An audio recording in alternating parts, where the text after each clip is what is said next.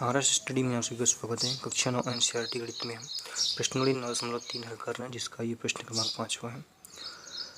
प्रश्न है कि डी ई और एफ क्रमशः त्रिभुज ए बी सी की भुजाओं बी सी ए सी और ए बी के मध्य बिंदु हैं। दर्शाइए कि बी डी ई एफ एक समांतर चतुर्भुज है।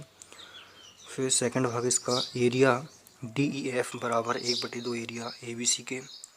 तीसरा भाग है area B D E F बराबर 1/2 area B A B C के। तो यहाँ पे इस तरह की एक आकृति बना लेनी है। ए बी सी एक त्रिभुज है, ठीक है, जिसमें बी सी का जो मध्य बिंदु है वो क्या है, डी है। तो बी सी का मध्य बिंदु यहाँ डी बना हुआ है। फिर ए सी का मध्य बिंदु यहाँ पे क्या है, ई है। तो ए सी का मध्य बिंदु ई बना दिया गया है। ए बी का मध्य बिंदु क्या है यहाँ पे, एफ। तो यहाँ पे एफ बना दिया गया है और तीनों को मिला दिया गया है। तो इस तरह की आकृति यहाँ पे बन रही है। तो इसके प्रथम भाग में हमको बताना है कि बी डी ई एफ एक समांतर चतुर्भुज है। बी डी ई एफ ये वाला चतुर्भुज एक समांतर चतुर्भुज ये बताना है। फिर सेकंड भाग में डी ई एफ जो त्रिभुज है वो 1/2 है ए बी सी के, ठीक है। फिर area B D E F बराबर है 1/2 एरिया ए बी सी के, एरिया ए बी सी के, ठीक है, ये बताना है। तो इसका हम प्रथम भाग हल करेंगे। सबसे पहले यहाँ पे जो दिया गया है प्रश्न में वो यहाँ पर नोट करेंगे। प्रश्न के अनुसार हमने जो दिया गया था यहाँ पे नोट कर लिया है कि दिया है कि ए बी सी एक त्रिभुज है।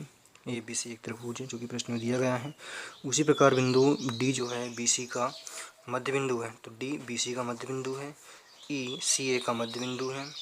उसी प्रकार एफ जो है ए बी का मध्य बिंदु है, ठीक है।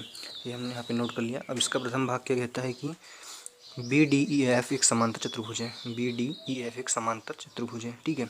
इसको हल करने के लिए हम यहाँ पे लेंगे प्रथम भाग इसका, त्रिभुज ए बी सी में एफ भुजा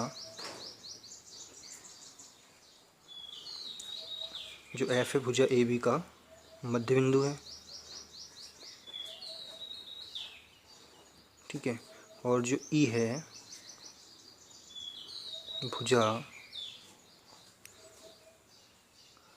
ए सी का मध्य बिंदु है, मध्य बिंदु है, ठीक है। अब यहाँ पे हम देख रहे हैं कि इसमें जो है त्रिभुज में ए सी जो है, जो एफ है वो एक इस भुजा का मध्य बिंदु है और यहाँ पे जो ई है वो इसका मध्य बिंदु है, ठीक है। और यहाँ से एक जो लाइन बन रही है, एक जो लाइन जो बन रही है यहाँ पे वो इस भुजा के समांतर है, बी डी के समांतर है। तो हमने एक प्रमेय पढ़ा था 8.9। किसी त्रिभुज की किन्हीं दो भुजाओं के मध्य बिंदुओं को मिलाने वाली रेखाखंड तीसरी भुजा के समांतर और तीसरी भुजा का आधा होता है, ठीक है। तो ये वाली जो भुजा है यहाँ से मिलाने पर वो इस वाली भुजा की कैसी हो रही है, समांतर भी हो रही है। और साथ ही प्रमेय बोल रही है कि ये जो भुजा है वो इस भुजा से दुगनी होती है। मतलब ये जो भुजा है वो आधी होती है इस भुजा के और ये वाली भुजा इससे दुगनी होती है, ठीक है। तो हम प्रमेय यहाँ पे लिखेंगे। तो प्रमेय क्या कहती है हमारी, किसी त्रिभुज की किन्हीं दो भुजाओं के मध्य बिंदु, ठीक है। क्या बोल रहे हैं, किसी त्रिभुज की किन्हीं दो भुजाओं के मध्य बिंदु। तो एक भुजा यहाँ से यहाँ तक होगी, इसका ये मध्य बिंदु, और यहाँ से यहाँ तक की दूसरी भुजा होगी, इसका ये मध्य बिंदु एफ और ई, ठीक है। बिंदु को मिलाने वाला रेखाखंड, इसको यहाँ से मिलाने वाला रेखाखंड तीसरी भुजा के समांतर। तीसरी भुजा कहाँ पे, ये वाली, इसकी इस त्रिभुज की तीसरी भुजा ये इसके समांतर है और तीसरी भुजा का आधा है, ठीक है। ये वाली जो भुजा इसका आधा है। तो यहाँ पे हम क्या लिख सकते हैं, इसलिए जो एफ ई होगा, ठीक है, जो एफ ई होगा वो समांतर किसके होगा, बी सी के, ठीक है। और साथ ही इसमें क्या कहा गया कि तीसरी भुजा का आधा होता है। तो तीसरी भुजा यहाँ पे जो है एफ ई, ये आधा हो जाएगा किसकी, तीसरी भुजा की बी सी के आधा हो जाएगा, ठीक है। उसी प्रकार यहाँ पे जो डी है वो बी सी का मध्य बिंदु है। बिंदु डी भुजा बी सी का मध्य बिंदु है। इसलिए यहाँ पे दो भाग हो जा रहे हैं, बी डी बराबर हो जाएगा डी सी के। ठीक है, इसके दो भाग हो जा रहे हैं यहाँ पे। या इसको हम लिख सकते हैं, क्या लिख सकते हैं इसको हम, कि बी डी बराबर 1/2 BC। ठीक है, जो बी डी है वो किसको जाएगा, BC, क्योंकि इसका बी डी आधा है, इस पूरी लाइन का ये आधा है, तो इसको 1/2 कर सकते हैं BC के। ठीक है, पहली चीज़ हमको ये वाला जो चतुर्भुज है FEDB ये हल करना है। ठीक है, तो हम यहाँ पे देखें तो जो FE है वो इस भुजा के समांतर है, तो स्वाभाविक है कि ये वाली भुजा यहाँ से यहाँ तक इस वाली भुजा के समांतर भी होगी। ठीक है, तो इसको हम क्या लिख सकते हैं, FE समांतर है BD के। ठीक है, FE समांतर है BD के, इसको हम समीकरण नंबर 1 कर लेंगे। साथ ही यहाँ पे हम देखें जो FE है वो 1/2 BC के बराबर में, और BD भी 1/2 BC के बराबर में। ठीक है, FE के बराबर में 1/2 BC और BD के बराबर में क्या, 1/2 BC। तो हम इसको क्या लिख सकते हैं यहाँ पे, कि जो FE है वो बराबर हो जाएगा किसके, BD के। ठीक है, इस समीकरण नंबर 2 इसको हमने कर लिया। फिर से एक बार समझिए कि FE जो है वो 1/2 BC के है और BD भी 1/2 BC के हैं, तो दोनों 1/2 है और BC दोनों में है, तो ये इसके बराबर हो जाएगा यहाँ पे। इसको हमने बना लिया समीकरण नंबर 2। ठीक है, अब इसमें हमारा क्या हो गया, FE समांतर BD, तो FE समांतर BD हो गया। फिर FE बराबर BD।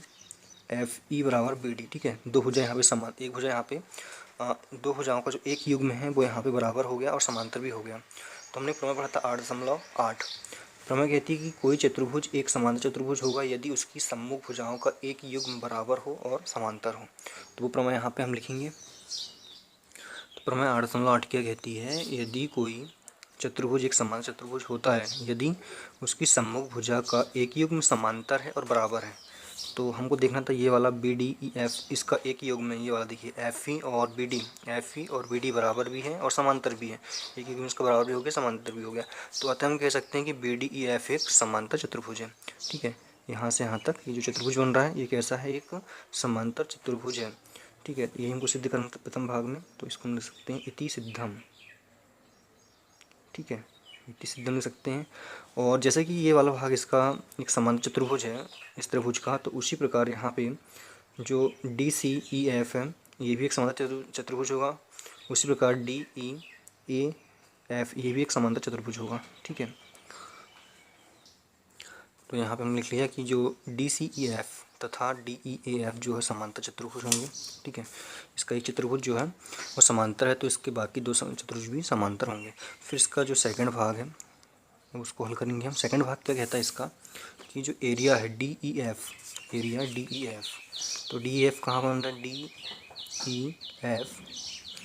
DEF का जो एरिया है वो 1/2 एरिया ABC का होगा, ABC का। ठीक है, जो अंदर का जो त्रिभुज है उसका एरिया इस बड़े वाले त्रिभुज का 1/3 1/2 है, ये हमको बताना है। तो यहाँ पे हम देखें अगर, तो जो DF है, D से लेकर जो F है, समांतर चतुर्भुज D, ये वाला समांतर चतुर्भुज BDEF का एक विकर्ण है। ठीक है, यहाँ से यहाँ तक चलें अगर, तो जो FD है वो एक क्या है, विकर्ण है। अब जब ये विकर्ण है तो हमने प्रमेय 8.1 पढ़ा था कि किसी समांतर चतुर्भुज का एक विकर्ण उसे दो सर्वांगसम त्रिभुजों में विभाजित करता है। ठीक है, तो यहाँ पे सबसे पहले हम नोट करेंगे कि जो DF है, रेखाखंड DF समांतर चतुर्भुज, अभी हमने सिद्ध किया पहले भाग में इसके, समांतर चतुर्भुज BDEF का एक विकर्ण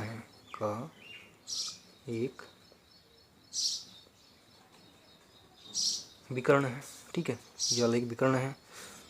तो प्रमेय 8.1 कहती है कि इसके जो दो भाग बन रहे हैं यहाँ पे, FBD समांतर होगा, सर्वांगसम होगा त्रिभुज FED के, ये दोनों त्रिभुज कैसे होंगे, आपस में सर्वांगसम होंगे। और हम जानते हैं कि दो आकृति सर्वांगसम होती है तो उनका क्षेत्रफल भी कैसा होता है, आपस में बराबर होता है। तो प्रमेय 8.1 के अनुसार किसी समांतर चतुर्भुज का एक विकर्ण उसे सर्वांगसम त्रिभुजों में विभाजित करता है। उसे यहाँ पे दो त्रिभुज बना रहे हैं, दो सर्वांगसम त्रिभुज। तो यहाँ पे एक त्रिभुज ये बन रहा है अपना FED और दूसरा बन रहा है DVF। तो यहाँ पे हमने लिखा कि DEF जो है सर्वांगसम है BDF के, ठीक है। ये दोनों सर्वांगसम यहाँ पे बता दिया। फिर हमने शुरुआत में देखा था कि यदि दो आकृतियाँ सर्वांगसम है तो उसके क्षेत्रफल भी बराबर होंगे। तो इनका क्षेत्रफल भी कैसा होगा, बराबर होगा। DEF बराबर है एरिया BDF के, ठीक है। इसको हम समीकरण नंबर 3 कर लेते हैं यहाँ पे, ठीक है। इसको हमने समीकरण नंबर 3 दे दिया। अब जो DE है, DE जो है वो समांतर चतुर्भुज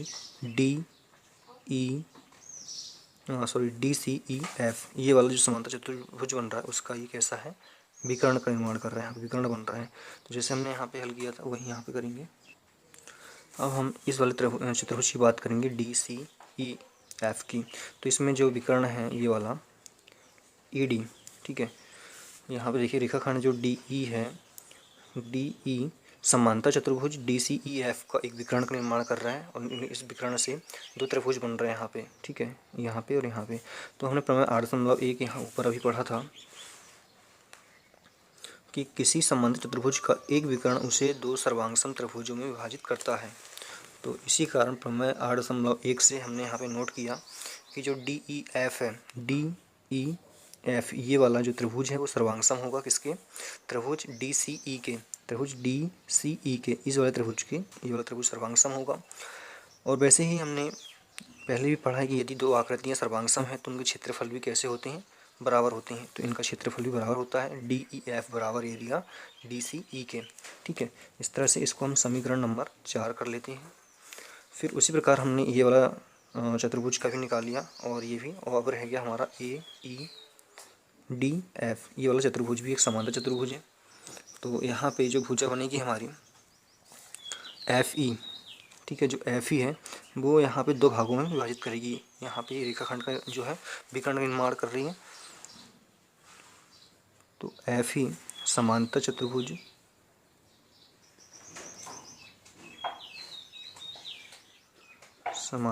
यहाँ पे समांतर चतुर्भुज कौन सा है, DEAF, ठीक है, का विकर्ण है। अब इस वाली आकृति का ये विकर्ण है। तो प्रमेय नंबर 8.1 से ही यहाँ दो त्रिभुज बन रहे हैं, एक AEF और दूसरा DEF, प्रमेय 8.1 से, ठीक है। जो त्रिभुज है DEF ये वाला, ये सर्वांगसम होगा त्रिभुज कौन सा, AFE के, त्रिभुज AFE, ठीक है, AFE इस त्रिभुज सर्वांगसम होगा। और हम जानते हैं कि जब दो त्रिभुज सर्वांगसम होते हैं या दो आकृति सर्वांगसम होती है तो उनके क्षेत्रफल भी आपस में बराबर होते हैं। तो यहाँ पे हम लिखेंगे कि ये वाली लाइन लिखना यहाँ पे बराबर ज़रूरत नहीं है, इसलिए हम डायरेक्ट यहाँ पे लिख सकते हैं कि जो एरिया है DEF का वो बराबर होगा एरिया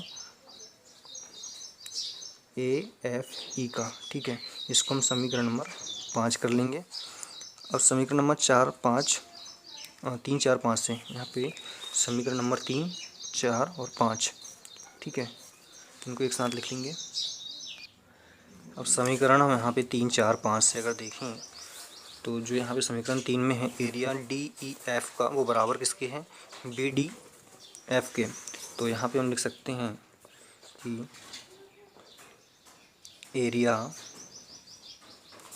DEF बराबर किसके, एरिया B, ठीक है।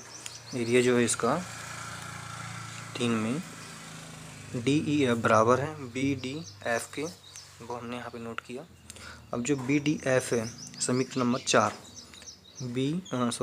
BDF जो है वो समीकरण नंबर 4 पे देखिए अगर हम, तो DEF ये बराबर है किसके, DCEF ई के। ठीक है, यहाँ पे डी ई एफ बराबर है बी डी एफ के, और यहाँ पे डी ई एफ जो है, डी ई एफ यहाँ पे समीकरण नंबर 4 में डी सी ई के बराबर में है। तो यहाँ पे हम लिख सकते हैं कि एरिया डी सी ई, ठीक है, बराबर है। अब यहाँ पे डी ई एफ बराबर है किसके, डी ई एफ बराबर किसके, ए एफ ई के। तो ये बराबर हो जाएगा एरिया ए एफ ई के। ठीक है, अभी भी जो पूरा त्रिभुज है डी ई एफ ये वाला त्रिभुज, बी डी एफ ये वाला त्रिभुज, plus D E F D E यहाँ पे सी आएगा, डी सी के बराबर में है। फिर ए एफ ई ये सब बराबर में आपस में, और ये सभी किसके बराबर में है, ये त्रिभुज ए बी सी के बराबर में है। ठीक है, ये सब इसके बराबर में है। इसको हम समीकरण नंबर 6 दे सकते हैं अभी यहाँ पे। ठीक है, अभी जो हैं सारे एक दूसरे के बराबर में है, तो यहाँ पे हम अलग अलग ना लिखते हुए इन सभी को हम कोई एक एरिया के बराबर लिख सकते हैं। जैसे डी ई एफ ये बराबर में है इसके, ये बराबर में इसके, ये बराबर में इसके, तो यहाँ पे हम लिख सकते हैं plus D E F plus D E F, फिर इसकी जगह भी लिख सकते हैं प्लस डी ई एफ, और ये सही बराबर में किसके, एरिया ए बी सी के। अब यहाँ पे ये 4 बार लिखा हुआ है, 4 को हम एक यहाँ से 4 लिख लेते हैं, और एरिया डी ई एफ एक बार लिखेंगे बराबर किसके हैं, एरिया ए बी सी के। ठीक है, इस तरह से यहाँ पे नोट कर लिया। अब इसको हम क्या करेंगे,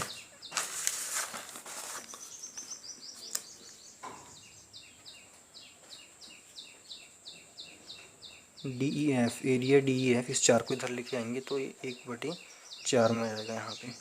ठीक है, 1/4 एरिया ए बी सी के, ये हमने यहाँ पे लिख लिया। इसको हम समीकरण नंबर 7 कर लेंगे, और यही हमको निकालना था प्रश्न में। यहाँ पे 1/4 है, गलती से यहाँ पे 2 लिखा गया था। ठीक है, तो ये हमने सिद्ध कर लिया, इसको हमने समीकरण नंबर 7 दे दिया। अब इसका हम जो भाग इसका है तीसरा, ठीक है, वो भी देख लेते हैं। यहाँ पे 2 की जगह 4 कर लेते हैं। इसका भाग जो है area B D E F बराबर 1/2 एरिया ए बी सी के हमको सिद्ध करना है। तीसरे भाग के लिए हमने समीकरण 6 निकाला था कि एरिया जो है डी ई एफ बराबर है बी डी एफ के, और डी ई सी बराबर है ए एफ ई के। ठीक है, तो ये हमने समीकरण नंबर 6 निकाला था। अगर हम यहाँ आकृति में देखिए, हमें चाहिए क्या, बी डी ई एफ ये वाला चतुर्भुज चाहिए हमको। तो यहाँ लिखेंगे बी डी ई एफ बराबर 2 त्रिभुज से मिलकर बन रहा है ये। अब कौन कौन से 2 त्रिभुज हैं यहाँ पे, D E F D E